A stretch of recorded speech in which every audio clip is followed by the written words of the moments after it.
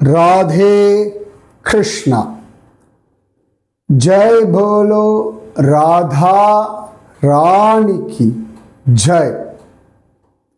जय बोलो श्री कृष्ण कन्हैया लाल की जय।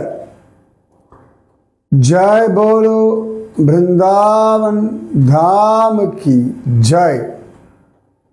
जय बोलो यमुना मैया की जय। जय बोलो गोवर्धन गिरिराज की जय।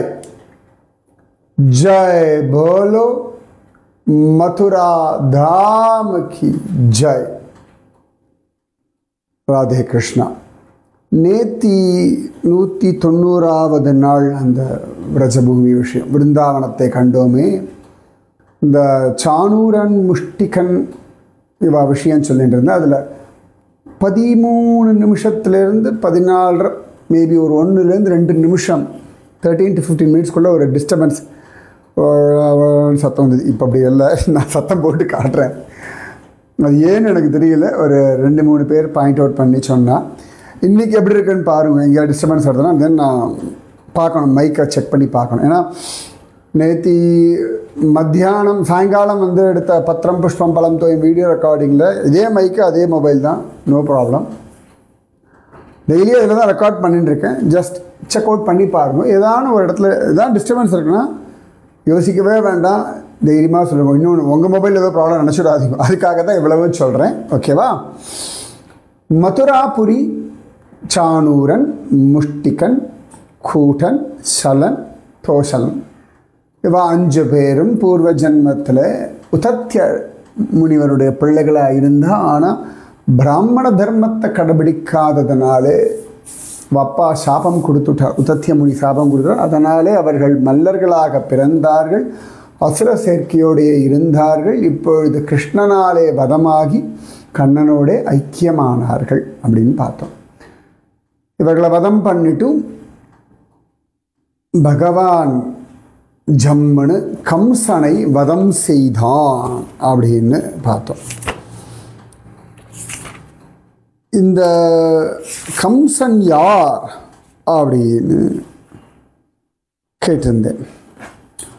இந்த கம்சன் பூர்வ ஜன்மத்தில் காலநேமி அப்படின்ற ஒரு அசுரன்.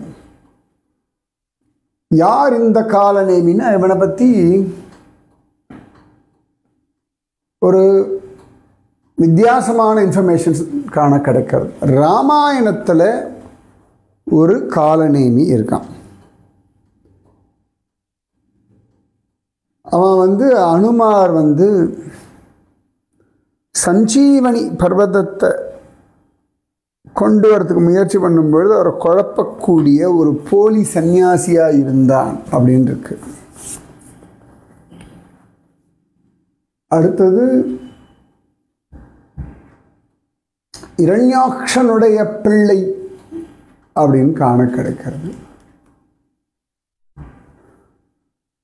ஸோ இந்த காலநேமி தான் அடுத்த ஜென்மால கம்சன் அப்படின்னு நிறைய காண கிடையாது. முக்கியமாக பகவானாலே வதம் செய்யப்பட்ட காலநேமி, அவ்வளோதான். பூர்வ ஜென்மத்தில் அவன் அசுரனாக இருந்தான். இப்பொழுது அதே கண்டினியூவாக கம்சனாக வந்தான். இந்த கம்சன் இந்த பகவத் ஸ்மரணம் பண்ணதுனாலே பய பக்தியினாலே சத்கதி அடைஞ்சான். ஸோ இந்த கம்சன் செத்து போனோன்னா அவனோட தம்பிகள் ஒரு 8 பேர் பகவானோட பெரிய சண்டை போட்டால் அவர்களையும் பகவான் வதம் பண்ணிட்டான். அவர்கள்லாம் சத்கதி அடைகிறார். அப்போ பகுலாஸ்வராஜா நாரத மகரிஷியினிடத்துல கேட்குறார், 8 பேருக்கு எப்படி மோட்சம் கிடைச்சது கம்சனுடைய சகோதரர்கள் அப்படின்னு ஒன்று நாரதர் சொல்கிறார். குபேரனுடைய தலைநகரமான அலகாபுரி, நம்ம பத்ரிகாசிரமத்துக்கு மேலே தான், பத்ரிகாசிரமம் மேலே தான் அலகாபுரி. அந்த அலகாபுரியில் தேவயக்ஷ அப்படின்னு ஒரு யக்ஷன் இருந்தான். ஞானி, நல்ல ஞானமுடையவன், நல்ல சிவபக்தன், மகா தேஜஸ்வி. அவனுக்கு தேவகூடன், மகாகிரி, கண்டன், தண்டன், பிரசண்டன், கண்டன், அகண்டன், பிருதுன்னு 8 பிள்ளைகள் இருந்தான். அப்போ ஒரு நாள் அவள் சிவ பூஜைக்காக அருணோதய வேளையில் 1000 தாமரை புஷ்பங்களை கொண்டு வாங்கன்னு அவள் அப்பா அனுப்பியிருக்கார். அழகாக கைலாசம் மானசரோவரத்திலிருந்து ஒரு 1000 புஷ்பங்களை அவள் கொண்டு வந்தாள். அந்த அது சாதாரணமாக நல்ல வாசனை இருக்கும் இல்லையா, அதுவாக வாசனை வர்றது வேறு. இவங்களாம் என்ன பண்ணால் ஒவ்வொரு பூவை எடுத்து மூக்கில் வச்சு என்ன வாசனை அப்படின்னு முகந்து பார்த்துட்டு கொண்டு வந்துட்டான். அவ்வளோதான். கோபம் வந்துடுத்து அந்த தேவ யக்ஷனுக்கு. முட்டா பயல்களா போங்கோ, நீங்கள்லாம் 3 ஜென்மாவாக அசுரர்களாக இருங்கோன்னு சொல்ல, கடைசியில் இப்போ பலராமர் அடித்ததில் அந்த பாபத்தினாலே, அதாவது சிவபூஜைக்கு கொண்டு வந்த புஷ்பத்தை முகந்து பார்த்து கூடாது, எச்சில் படுறதுன்னு பேர். அப்படி கொடுத்தா இல்லையா, அதுக்கு கிடைச்ச சாபத்தினாலே அசுரர்கள். ஸோ இப்போ பலராமருடைய கிருபையினாலே சத்கதி அடைஞ்சார்கள் அப்படின்னு சொல்லி சொல்கிறார். ஸோ இது எல்லாமே கம்ஸ் டிலா, அங்கே நடந்த அழகான விஷயங்கள். ஸோ இது எல்லாமே ஆல்மோஸ்ட் நான் சொன்ன எல்லா இடத்துலையுமே நான் பார்த்துருக்கேன். இதில் நான் பார்க்காதது இது வரைக்கும் சொன்னதில் இந்த அக்ரூர பவனம் பார்த்தது இல்லை. மற்றபடி நான் சொன்னது எல்லாமே பார்த்துருக்கேன். நிறைய இருக்குது பார்க்குறதுக்கு. நான் இன்னும் பார்க்காத சில விஷயங்கள், ஆனால் மதுராவில் இருக்கக்கூடிய விஷயங்கள், அதையெல்லாம் இப்போ அடுத்ததாக சொல்கிறேன். ரொம்ப அழகாக இந்த மதுராவில் கம்சடீலா பக்கத்துலேயே கொஞ்சம் நடந்து போனோம்னா, நான் சொன்னேன் அங்கே தான் ரங்கேஸ்வர் மந்திரெலாம் உண்டு அப்படின்னு. அதை தாண்டிலாம் போனோம்னா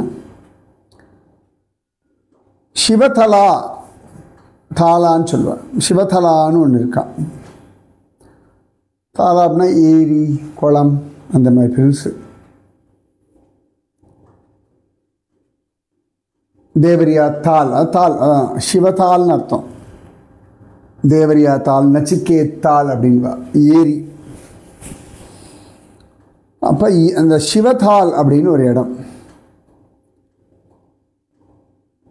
இதெல்லாம் ரொம்ப விசேஷம். என்னன்னு கேட்டால், இதெல்லாம் விஷ்ணு புராணத்தில், ஸ்கந்த புராணத்தில் இதோடைய மகாத்மியத்தை பற்றி சொல்கிறா. இந்த இடத்துல சிவபெருமான் உட்காந்துண்டு கிருஷ்ணஸ்மரணை பண்ணார்னு இருக்கு. தாலாப் அப்படின்வா குழந்தை, தாலா. அப்போ சிவபெருமான் ஆனந்தமாக கிருஷ்ண தியானம் பண்ணிண்டு சுகமாக இருந்த ஒரு இடம் இந்த சிவதாலா. இன்றைக்கும் அங்கே தான் இருப்பார். ஸோ இங்கே போனால் என்னென்னா, வைஷ்ணவானாம் யதா சம்பு, உலகத்தில் முதல் வைஷ்ணவன் அப்படின்னா சம்பு அப்படின்னு சிவபெருமான சொல்லுவாள். அந்த சிவபெருமானுடைய ஆசீர்வாதத்தினாலே நல்ல கிருஷ்ண பக்தி உங்களுக்கு லபிக்கும். ஸோ சிவதலா ஆச்சா, சிவதால். ஓகே. அப்புறம் அங்கிருந்து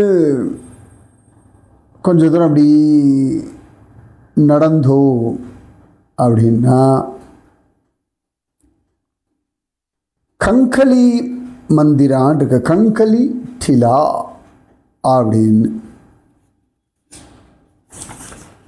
கம்ஸ் காளி டிலான்னு அர்த்தம். அது கன்ஸ் காளி டிலா. சரியா? கம்சன் பூஜை பண்ண காளி தேவின்னு அர்த்தம். கம்சன் பூஜை பண்ண காளி, அவள் இருக்கிற அந்த இடம் கங்காளி டிலான்னு பேராக வந்துடுத்து. ஓகேவா? ஸோ காளி தேவி முதல்ல சிவத்தால்னு பார்த்தோம். அடுத்தது கங்களி மந்திரம். ஸோ கம்சனும் பூஜை பண்ண, கம்சன் தானே தேவியை அந்த குழந்தையா இருக்கும் அடிக்கிறான், அந்த தேவி தானே எல்லா இடத்துலையும் ஆவிர் பவிக்கிறான். அதனால் கம்சன் கண்ணிலே ஒரு பயமானால் தேவி பூஜை பண்ணிட்டு இருந்தான். அப்படியே கொஞ்சம் தள்ளி போனோம் வச்சுக்கோங்களேன். பலபத்ர குண்டா, இதெல்லாமே பரிக்கிரமா மார்க்கத்தில் வர்றது, மதுரா பரிக்கிரமா மார்க்கத்தில். பலபத்ர குண்டா, குண்டானா திருப்பி அதே தான், குண்டு குளம்னு அர்த்தம். இந்த இடத்துல கிருஷ்ணனும் பலராமனும் ஆனந்தமாக இந்த குளத்தில் இறங்கி ஜாலியாக குளிச்சு விளையாடினாலாம். இந்த கம்சன் அழைத்தான்னு சொல்லி கிருஷ்ணன் பலராமன் கோபர்களோடு வந்தா இல்லையா, அப்போ அந்த வீதிகளில் கம்சனும் பலராமனும் சுற்றின்னு இருக்கான் மதுராவில். அப்போ தான் இந்த வண்ணான், தையல்காரன், குப்ஜா, மாலாக்காரன் இவாளுக்கெல்லாம் அனுகிரகம் கிடைக்கல. ஸோ அப்போ அந்த பசங்களோட சுற்றின்னு இருக்கும் பொழுது கண்ணனும் பலராமனும் வந்து குளிச்ச இடம். இந்த இடத்துக்கு பக்கத்தில் தான் நந்தகோபாரெல்லாம் வந்தா இல்லையா, நம்ம அக்ரூர் கூட கண்ணனை வந்து என் வீட்டில் வந்து தங்குங்கோ அப்படின்னா, அப்போ பகவான் இல்லை நான் எல்லா வேலையும் முடிச்சுட்டு வரேன்னு சொல்லிட்டு மதுராவினுடைய எல்லையில் தங்கியிருந்தான் அப்படின்னு பாகவதம், கர்க சம்ஹிதை எல்லாம் சொல்கிறது. இந்த பலராம குண்டம் இருக்கு இல்லையா, பலபத்ர குண்டம், இதுக்கு பக்கத்தில் கொஞ்சம் தள்ளி தான், நியர்பை தானே. அந்த காலத்திலலாம் உபவனங்கள், ஊருக்கு வெள்ளைப்பெல்லாம் வந்து இந்த பல இடங்களில் டென்ட் ஸ்டே கேம்ப் அப்படின்னு போடுவாள். ஏன்னா ஊருக்கு ஒதுக்குமான ஒரு இடத்துல நல்ல புல்வெளி, மந்தவெளி, மெடோஸ்லாம் இருந்தால், வேலி இருந்தால், முக்காசி ஹிமாலயஸ் நான் சொல்கிறேன், அந்த இடத்துலலாம் அப்படி இந்த டென்ட்டு போடுவார், ராத்திரி தங்கலாம். பர்மனெண்ட்டாக ஸ்ட்ரக்சர் போடக்கூடாது. இந்த சோப்டா வேலின்னு ஒன்று உண்டு துங்கநாத் பக்கத்தில், அங்கெல்லாம் டென்ட்டு தான் போட்டிருப்போம், காட்டுக்குள்ளே டென்ட் இருக்கும், அங்கே தங்கலாம். அது பர்மனெண்ட் ஸ்ட்ரக்சர் அங்கே பண்ண மாட்டார். அந்த மாதிரி கிருஷ்ண பலராமர்கள் அந்த கம்ச தசமிக்கு முன்னாடி நாள், அதாவது கம்சனை வதம் பண்ணுறதுக்கு முன்னாடி நாள் வந்தார்கள்னு சொன்னேன் இல்லையா, அந்த நாளன்று அவர்கள் தங்கின இடம் இந்த பலபத்ர குண்டு பக்கத்தில். இது பலராமருக்கு ரொம்ப பிடிச்ச இடமா இருக்கும், அதனால் பலபத்ர குண்டு அப்படின்னு பேர் வச்சிருப்பாளாக இருக்கும். ஸோ சிவதலா, கங்காளி டிலா, கன்ஸ்காளி, அவ்வளோதான் பலபத்ர குண்டா. அதுக்கப்புறமா இன்னொருத்தர் இருக்கார், பூதேஸ்வர மகாதேவர் கோவில். பூதேஸ்வர மகாதேவர் இந்த மதுராவில் பிரஜபூமியிலே அங்கங்கே சிவபெருமான் க்ஷேத்திர பாலனாக இருந்து செக்யூரிட்டி வேலை பண்ணிட்டு இருக்கார். இது குறைவாக நான் சொல்லலை, நல்லா ஞாபகம் வச்சுக்கணும். அவருக்கு சந்தோஷம், மதுரா பூமி இந்த பிரஜபூமியை காப்பாற்று. எப்படி பிருந்தாவனத்தில் ஒருத்தர் உண்டே, என்ன பெயர் ஞாபகம் இருக்கா, அவர் கூட காத்தால லிங்கமாக இருப்பார், சாயங்காலம் கோபியாக மாறிடுவார். அந்த கோபி வேஷத்தில் இருக்கக்கூடியவருக்கு சிவானின்னு பேர். அவர் பெயர் என்ன, எது பக்கத்தில் இருக்கார், இந்த முக்கியமான ஒரு இடத்து பக்கத்தில் அவர் இருக்கார், அது என்னன்னு கண்டுபிடிச்சு சொல்லுங்க. அந்த மாதிரி இப்போ நம்ம ரங்கேஸ்வர மகாதேவரை பார்த்தோம், எங்கே இந்த கன்ஸ் டிலா பக்கத்தில். அதே மாதிரி நம்ம கோகுலத்தில் நந்தகோபர் வீட்டுக்குள்ள ஒரு சிவபெருமான் பார்த்தோம், நந்தீஸ்வரர். அப்புறமா கோகுலத்திலேயே சங்கடஹரன் மகாதேவ் சங்கடமோச்சன் மகாதேவ் அப்படின்னு ஒருத்தரை பார்த்தோம். யசோதா கிருஷ்ணாயிஷ்ணு போய் அந்த இடத்துல மந்திரிச்சுலாம் வருவாங்க. அந்த மாதிரி இன்னொருத்தர் பூதேஸ்வர மகாதேவர்னு பெயர். பூதேஷ் மகாதேவ் ஏன் இவ்வளவு விசேஷம்னா,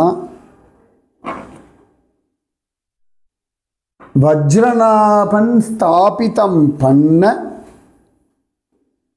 பூதேஸ்வரர். அதனால ரொம்ப விசேஷம். இந்த பூதேஸ்வரர் எப்பொழுதும் உட்காந்துட்டு மதுராவை காவல் காத்துருக்காராம். ஜாலியாக அவருக்கு பிடிச்சிருக்கான். இந்த பூதேஸ்வரர் பக்கத்திலேயே பாதாள தேவி, பாட்டலேஸ்வர தேவின்னு ஒருத்தி இருக்கலாம். அதுவும் வஜ்ரநாபன் பிரதிஷ்ட பண்ண தேவி அப்படின்னு காண கிடைக்கிறது. சரியா? ஸோ சிவதால் கங்காளி தேவி, சிலா, பலபத்ர குண்டா, பூதேஸ்வர மகாதேவர், இந்த 4 இடமும் நான் போனதில்லை. அதனால் குருஜி நிறைய பார்த்துக்கலாம் நினச்சிக்கலாம் வேண்டாம். எனக்கு தெரிஞ்ச வரைக்கும் பார்த்துருக்கேன். இந்த ஜென்மாவில் இதெல்லாம் இன்னும் பார்க்கல. ஓகேவா? ஸோ அழகாக ஜம்முன்னு இந்த இடம், இந்த பூதேஸ்வர மகாதேவர். அப்புறம் அப்படியே கொஞ்சம் தூரம் நடந்து போனோம் வச்சுக்கோங்களேன். பூதேஸ்வர மகாதேவர் தாண்டி போனால் பூதேஸ்வர் ரயில்வே ஸ்டேஷன்லாம் இருக்கவருக்கு எல்லாமே இந்த பவித்ரா கொண்டு, போத்ரா கொண்டு பக்கத்தில் வந்துடுறது. அப்படியே கொஞ்ச தூரம் போனால் அங்கே ஒரு ஞான வாபின்னு ஒன்று காண கிடைக்கிறது. ஞான வாபி.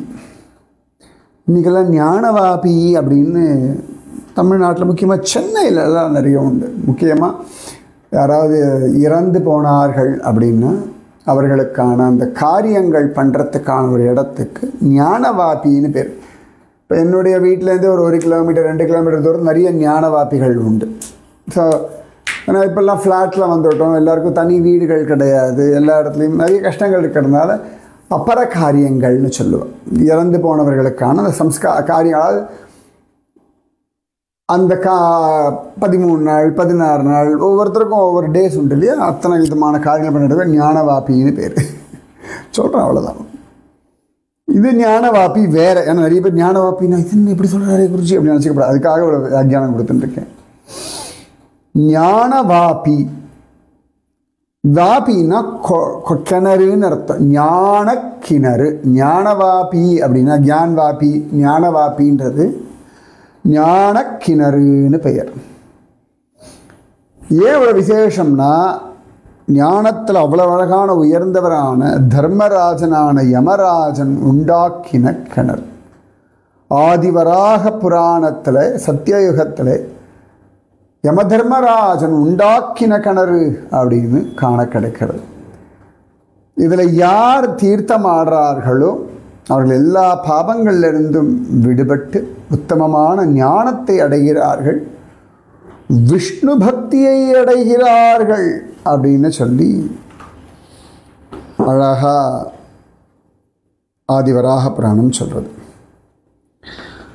சைத்தன்ய மகாபிரபு இங்கே வந்திருக்கார் அப்படின்னு இருக்க. வந்துட்டு அழகா கேசவ பக்கத்தில் தான் கேசவஜி வந்து அவரெல்லாம் பார்த்துட்டு இங்கே வந்து குளிக்கிறதுக்கெல்லாம் வருவார், அந்த ஜலத்தை எடுத்து குளிக்கிறதுக்காக. இங்கே இந்த ஞானவாபி பக்கத்தில் இருந்த ஒரு பிராமணனுடைய வீட்டில் தான் நம்ம சைத்தன்ய மகாபிரபு தங்கியிருந்தார் அப்படின்னு காண கிடைக்கிறது. அதனால் இது வரைக்கும் நான் இன்னும் போனதில்லை.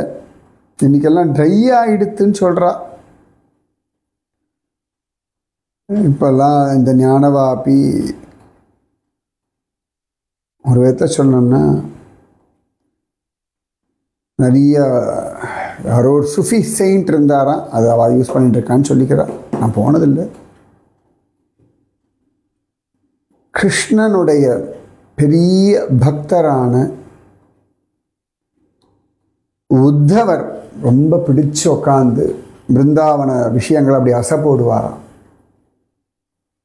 கிருஷ்ணனுடைய விஷயங்களை ஒரு காலத்தில் அங்கே உத்தவர் கோவில் இருந்ததுன்னு சொல்கிறா, இப்போ இருக்கான்னு தெரியல. எப்படி காசியோடைய ஞானவாபின்னு ஒன்று நம்ம கையில் இல்லை இல்லையா, அந்த மாதிரி எல்லாம் மாற்றுவோம். சரியா? ஸோ இதெல்லாம் மதுராவில் நான் பார்க்காத இடங்கள், ஆனால் அங்கே இருக்கக்கூடிய இடங்கள். சிவதால், சிவதலாப் அதான் குளம் ஏரி, கங்காலி டிலா, பலபத்ர குண்டா, பூதேஸ்வர மகாதேவர், அப்புறம் ஞானவாபி. இதுக்கப்புறம் முக்கியமான ஒரு இடம், ராஜா பர்த்ருஹரியினுடைய சமாதி இருக்கான் பக்கத்தில். ஞானவாபி பக்கத்தில் நான் போயிருக்கேன், பட் ஞானவாபிக்கு உள்ளே போனதில்லை, எனக்கு தெரியாது வச்சுக்கோங்களேன். எனக்கு தெரிஞ்ச டைம் இருக்காது. நான் சொல்லேனே, இந்த வருஷம் இந்த வாட்டி இவ்வளோ கிடச்சிது, திரும்பி பகவான் ஐஷன்ட்டு போவோம், அப்படி தான் நான் பார்த்து போயிட்டே இருப்பேன். ஒரு நாள் வருத்தம் நான் கிடையவே கிடையாது. ராஜா பர்த்ருஹரின்னு ரொம்ப விசேஷமான ஒருத்தர்.